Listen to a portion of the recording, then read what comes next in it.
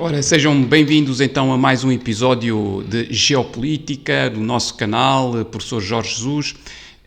Entretanto, vamos dar continuidade à questão da enorme possibilidade de mais uma crise. Eu trago-vos aqui hoje este gráfico extremamente interessante, que é o ciclo de Benner. Se calhar alguns de vós até já ouviram falar, mas porquê que este gráfico é extremamente interessante? É porque digamos que Benner foi um fazendeiro, portanto, falar do século XIX, perdeu tudo na grande crise em finais do século XIX, e ele foi estudando bastante os mercados e deixou um gráfico muito interessante, que é o ciclo de Benner, e se nós formos a verificar, reparem aqui, temos o pico que antecede uma crise intensa. Reparem, 1927, temos aqui apenas uma pequena falha de 2 anos, portanto ocorre em 1929. Temos a crise também, a de 1981, todos também estão recordados a de 99-2000, que foi a .com, temos aqui 2019, vejam bem, o que é impressionante, é verdade que está associado ao Covid, portanto 2019, mas, portanto, este é o A, portanto as linhas é quando estamos a falar de crises de colapso. Depois, esta mãozinha, o B, são potencialmente crises que podem originar colapso ou não, e se vocês forem a reparar, temos aqui, mais uma vez, estão a ver aqui, 2007. Portanto, acabou por ser em 2008, não é? Acabou por ser em 2008. Depois, tivemos em 2016, aqui, e houve uma tremedura. Isto é verdade, porque as coisas acabaram... Porque o sistema, a crise de 2008 não ficou resolvida. A verdade é essa, e nós já vamos ver porquê. E o que é que nós temos agora a seguir? Temos aqui 2026. E temos, portanto, 2026 um grande risco, mas ele aponta para 2035, então algo também que pode ser muito, muito preocupante. Mas o que nos interessa agora é exatamente aqui o 2026, tal como eu vos tinha referido. E porquê? Reparem, a dívida americana, eu não sei se têm noção de quanto é que é a dívida americana. A dívida americana neste momento já ultrapassa os 37 trilhões de dólares. O que é, se calhar para as pessoas terem uma ideia, não se esqueçam, estou a utilizar um termo americano, 900 bilhões de dólar, é o equivalente, utilizando a terminologia mais europeia, 900 mil milhões de euros. Portanto, 900 bilhões. A seguir, temos então 1 trilhão. E, portanto, estão a ver, a dívida americana é de 37 trilhões de dólares. É claro, alguns poderiam pensar assim, bom, o professor Jorge sabe que o PIB americano é um PIB perfeitamente controlável, porque é superior à própria dívida. Ora, o que nós sabemos é que é exatamente o contrário. Neste momento, o PIB norte-americano ainda nem sequer alcançou os 30 trilhões de dólares. Eu agora não sei precisar, mas creio que está nos 27 trilhões de dólares. Portanto, já temos aqui uma enorme diferença. Para além deste grande problema, o que é que acontece em relação às dívidas? Como é que o sistema financeiro começou a funcionar de há umas décadas para cá? O mundo sentou-se em cima de uma dívida gigantesca, impagável.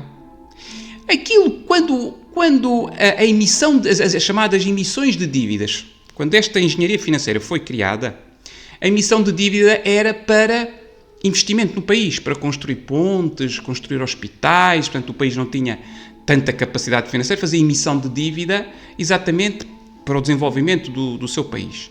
Há muito tempo que não é assim. As emissões de dívida mais não são do que pagar dívidas antigas.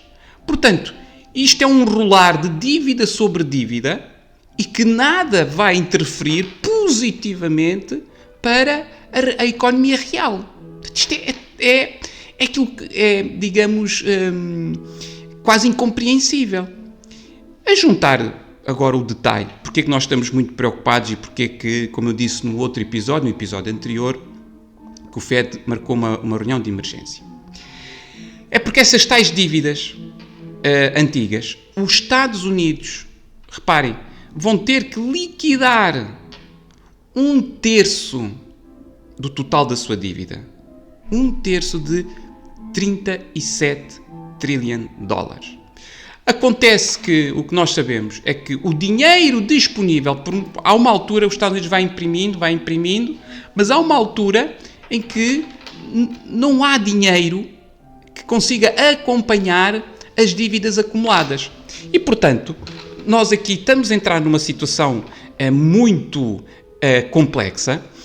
E o que é que nós vamos assistir? Nós temos, neste momento, eu se vos mostrar aqui este gráfico, o que é que este gráfico está aqui a demonstrar?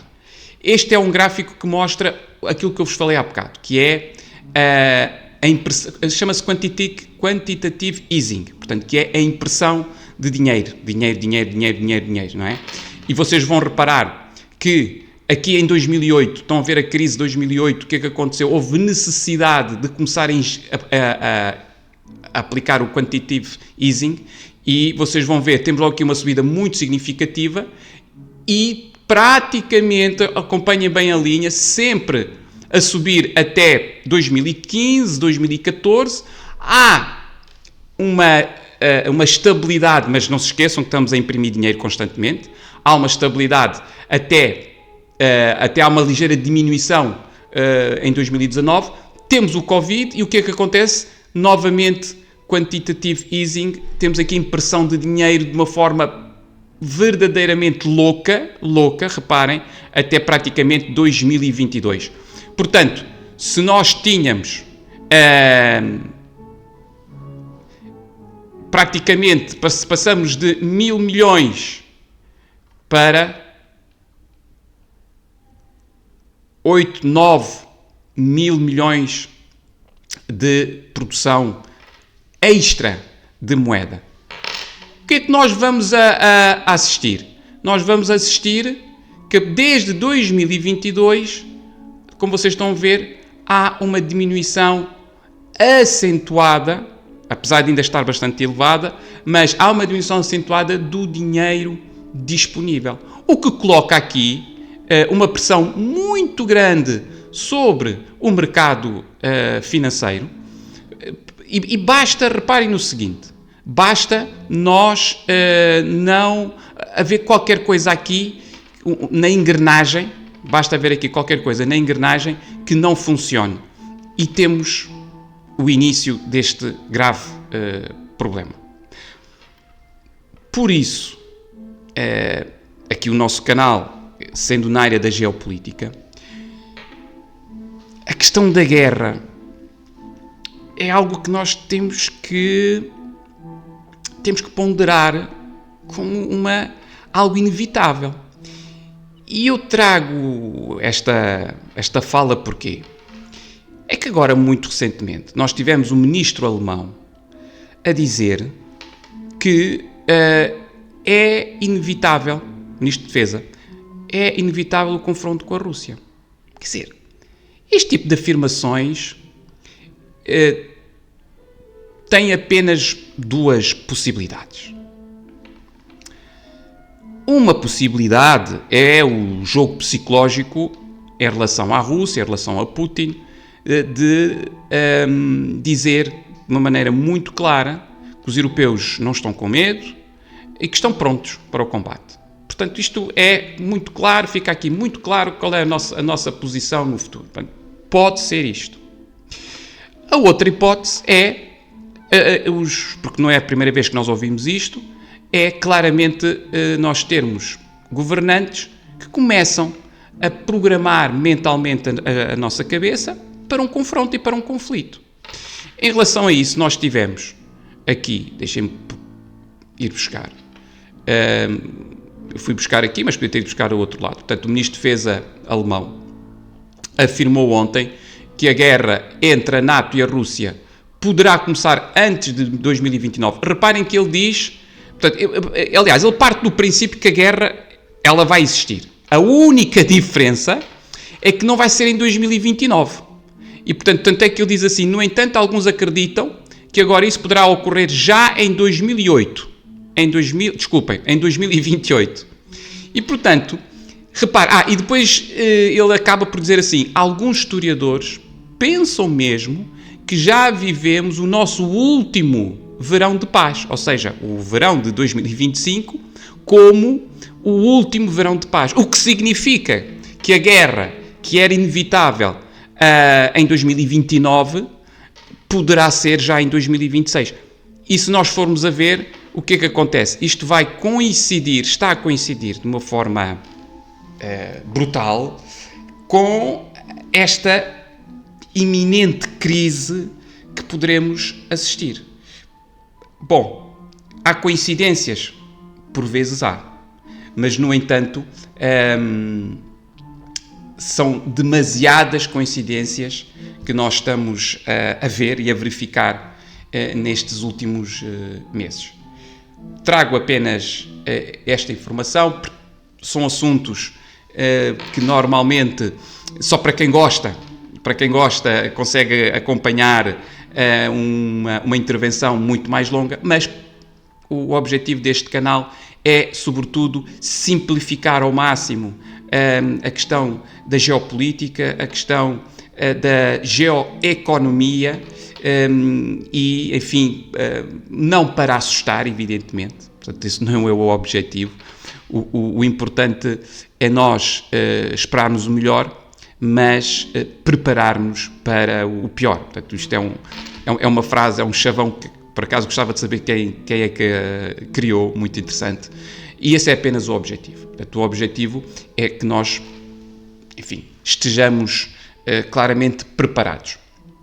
Enfim, fica então este segundo episódio exatamente sobre esta questão da crise. Mais informações certamente vamos ter e eu irei fazer sempre aqui então a atualização. Bem-ajam a todos, não se esqueçam de subscrever o canal e de colocar aí a mãozinha que significa que tem alguma utilidade.